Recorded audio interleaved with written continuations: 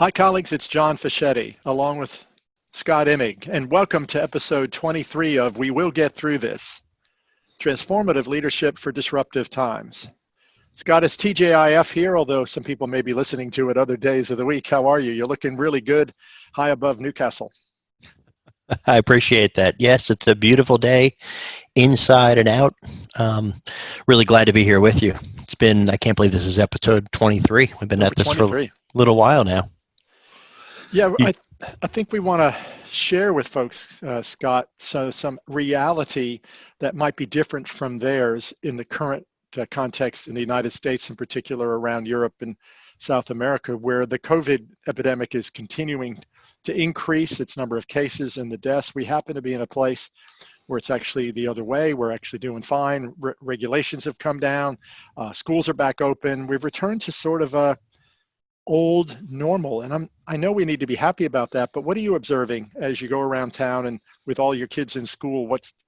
Have we changed anything of our behavior from before COVID? boy, it's to me. I was kind of observing that this morning. I was out for a walk, took the dog out for a walk, and passed a half dozen cafes and groups of people sitting, on the benches and up on the hill by the beach, and it's amazing how as we start to release our restrictions, it's amazing how quickly people are going back to what would what would be normal. I mean, I think the concern and the anxiety that we felt before, it's slowly, actually not slowly, it's quickly dissipating, and this sense of, I know that you and I were talking earlier about just simply washing your hands, or the sanitizer that we use. It's incredible how just even those things we're starting to pull back on being as vigilant about it as we were. Yeah, I think it's as you go around town here, and I know you in the US are both doing that and wishing you weren't because of the still amazing increase in cases and the worry that there'll be a big second spike. But I think it's human nature, but it's also a little warning sign for some of the things that we've been trying to make this podcast about. And if we segue from that reality, in many places, this is the time of year where schools would be doing lots of testing, Hmm. or if they haven't, they would have been during COVID, and those tests have been postponed either this year or for the foreseeable future. Is there a way we can keep that momentum toward building a caring, compassionate, learning-centered environment that's open and welcome, celebrating diversity, and really caring and cherishing the opportunity we have as a community to help our kids grow and learn and just become great people? Those words during COVID we were worried about. We always have cared about it. There's amazing positive cultures all around the world. But in the rush to get test scores and in the rush to just get through all the hoops, I think we haven't prioritized it as much as we could. And I was feeling like we were heading that way. And I'd Hmm. hate to think just because the mall was back open, we sort of gave that up. I think you're right. When you and I started these podcasts, about 2 months ago, we were at a point where everybody around the world was going from business as usual to suddenly everything's going online. Every school in the world suddenly had this challenge of, how do we do what we do, and in the next few days, how do we do what we do, but entirely online for a population that's at a distance. And we did it. We made it work, and the people who are listening are the ones who did it. And I think that's the fact that they were able to do it gives me hope, because of the fact that we're at a point now where I think we need to keep that spirit. We need to keep that spirit of, all right, let's think about the next big initiative. The next big initiative is coming back to business, not as usual. The next big initiative is coming back to business in this, I think you've called it normal X, Yeah, where where empathy, where caring, we're going to build these places where kids come and they're excited and they're engaged. absolutely. And I think the critical element, as I've seen it, is a lot of our really top students who have been so anxious during the time that they've been, out in isolation. And in the US, that'd be students who are graduating now today from schools that they haven't been in the last 2 or 3 months. But in Australia, the second half of the year is still coming up to make that happen. Uh, how we take some of that anxiety back off of their shoulders, that they're not behind anything and they're going to be fine. But more than that, we care about them as individuals, and each student needs their own sort of roadmap. For some, they appear to be doing fine, but actually they're very anxious and maybe not sleeping. For others, they're obviously very worried and they're accentuating that conscientiousness with a little extra dose of worry. And for some, they may have checked completely out. In New South Wales, 20% of all the year 12 class may just still be AWOL right now. And that puts them at risk of not actually completing. Now, there's always a percentage that's there, and we may or may not have focused on that. But a lot of those are just a reaching out away, a phone call away, or a text away from saying, let's have a conversation.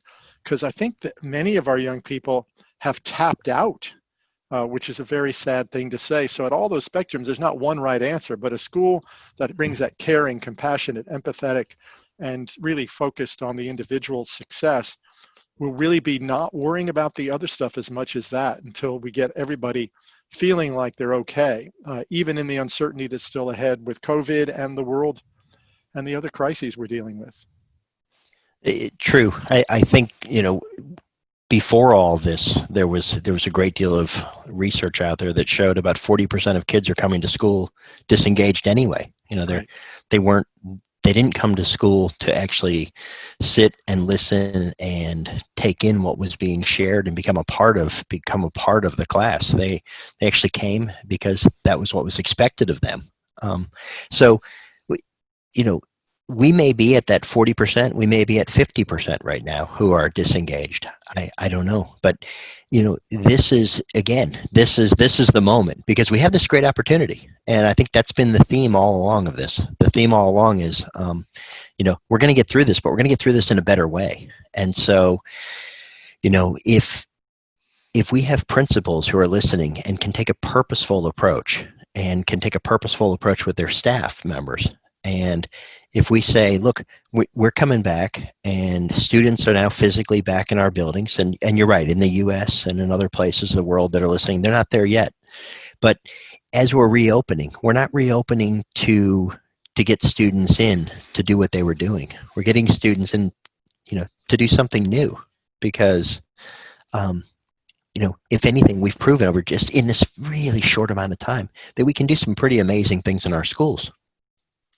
Yeah, I think then the priorities have to stay changed, not just be changed for a couple of months. So I think what we're saying is well-being has to be at the top of the list, and for creating a positive and really student-centered culture, but also with respect to what parents have been going through and the turmoils that are socioeconomically and socially that many families are experiencing and will be experiencing for a long period of time. And I think if you took away improve our test scores as the number one goal for this year and put well-being, that would be something that would stick post-COVID. It doesn't mean we don't want kids to do well. It just means we might change what they're doing well in. And I think it also means that some of the state agencies and accreditors have allowed us to back off on worrying about covering content that might be expected in the syllabus or the curriculum guides, and really go deeper. When we were home in school, they allowed us to do that. Well, if we're back in school, they still allow us to do that. We're supposed to teach big concepts that are in that syllabus, and quite often we expect we're supposed to go line by line. If we did that, all of a sudden, some of the engaging things we're doing in school from home allow us to stay where there's much more student creation and invention and ambiguity and really self-regulation. So we're not spoon feeding them. Let's not go back to having it dictated with 1, 2, 3. Maybe we give them 1 and 3 and they have to figure out 2, or maybe we don't know what 3 is because they haven't done the work yet. And then I think it's really just crucial that we find a way in our plans to give kids the chance to really have the flexibility to use some of these technologies, which were banned in some places, all of a sudden encouraged and mandated during COVID, and we don't take them away at the schoolhouse door. So I think the hardest part of this is going to be able to use some of the engaging smart technologies for good. There's a lot of bad that can be done, and we're going to have to reckon each state, each province is going to have to do it its way, I think, because there's different values in different places. But to think I would be able to have the library I could use in my phone when I was homeschooled and not be able to use it at school is just a contradiction in where we are today as a society. But with perfect, purposeful ethics and training on no tolerance, zero tolerance for any of the dark side of things that are available, and that is no different than when we play with fire in a chemistry lab. Fire can be used to heat the substance so we can do the experiment. It could be used to blow up the school. We want it to be used for the proper method. And I think the fire that's in our phones, we want to make sure people keep under control and it's done for good. But my guess is 99% of all kids with a little lecture and a little lesson and a little video of something will do the right thing. And so I think that technology can also create for teachers access to resources where they can let kids go deeper without a lot of extra teacher work to provide the materials we used to when we'd have to roll a cart of books from the library or print out all this stuff in packets for kids. And we got it all right there in front of us now. We really don't need to make that happen. So I'm wondering if that might be the trickiest thing of all, letting kids use what they got to use at home back in school.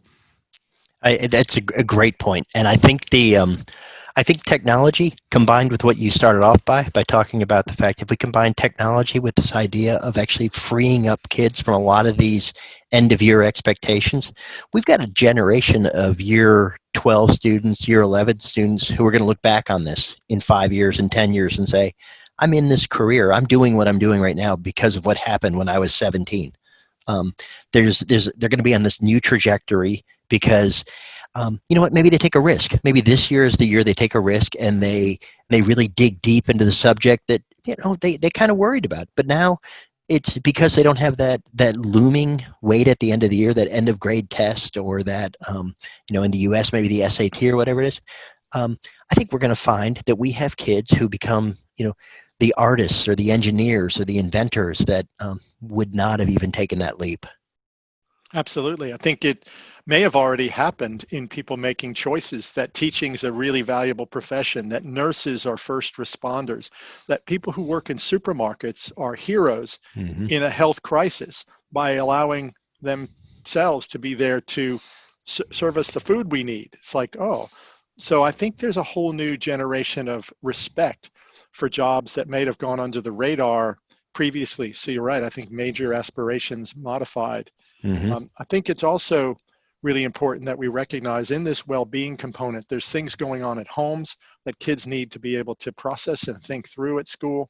There's been a lot of pressure. The divorce rate, at least in Australia, is apparently going up because the separation rate is going up in terms of lawyers being contacted. There may have been in certain places double the alcohol consumption because of people being at home and maybe using alcohol to self-medicate during this difficult time. There's been a lot less movement, even though you wouldn't know it from where I go running, because it seems like I'm running into every bicycle you could ever find. But we're going to need to get kids healthy and well, and also realize some of the families have been under stress and they may be manifesting those stresses at school. For them, school may be their outlet, their safe place, their place to be them. And we want to make sure we don't steal that away from them by going back to rigor in the wrong way. And to really give them a break if they're exhibiting some of those stresses of coming from families that may have had choices made for them, or maybe they've unfortunately made that have put kids at risk. It's a really tricky time. It's tone as much as anything too, I think, Scott. It is, and I think this goes back to how we started with this notion of things are getting back to normal, but we have to realize that it's not really normal. It just looks like it. We're above the surface right now, and all these children, all these students are coming back to school, and the teachers as well, and the leaders. They're all coming back to school, different people, and I think if our listeners out there can make well-being front and center, as you said, if they can make it their first priority, we're going to get back to normal. We're trying to get the schedules in place. We're getting students in the building, and every decision we make is about how's this going to impact the well-being of our kids. Yeah, totally agree. I think it's also in our attitude when somebody comes up a little short in the academic expectation, we give them a little extra slack. The fact there was a deadline that it was Tuesday was arbitrary to begin with. If we get it Wednesday, it'll be fine. I'm not trying to be lax or we're spoon feeding them or lowering standards, but we're going to have to appreciate that we gave them flexibility for a few months, and in most cases it was going fine. We can also add that flexibility as long as it doesn't create new work for teachers. In most cases, it just spreads the work out. So all of those realities that we were willing to put in place over the last few months, we'd like to carry them forward, because in the sessions I've been having with teachers around the world in the last few weeks, they've really appreciated it. They've appreciated the chance to see students in action in new ways, a chance to really honor flexibility and assessment, and maybe less pressure that they had to accomplish what the minister wanted and more about what they knew. Because ultimately, teacher marks and teacher judgments are the best source of information on how a student's going anyway. And if we just rush back to just covering material, we won't know how they're going because we don't take time to ask. Exactly right. So let's put our faith in the people who know what they're doing. Let's put our faith in the teachers, and let's make well-being front and center. Yeah. And we might want to learn from our early childhood and kindergarten teachers from that, because they did to do that every day, maybe more than some of the rest of us up the food chain do, because that's their modus operandi, working with younger children for sure. That's exactly right. John, I've enjoyed this conversation. Yeah, it's great to be with you, Scott. Episode 23 will bring to a close. Our assignments for anybody who's doing our homework, which is no accountability at all, is to really look at your school plan, see if you can actually move some things up that you didn't think you could earlier this year. And if you didn't have well-being there, we'll recommend putting it number one. And some of the other things we talked about might have triggered what works for you. John, nice to see you. Hope you have a nice week.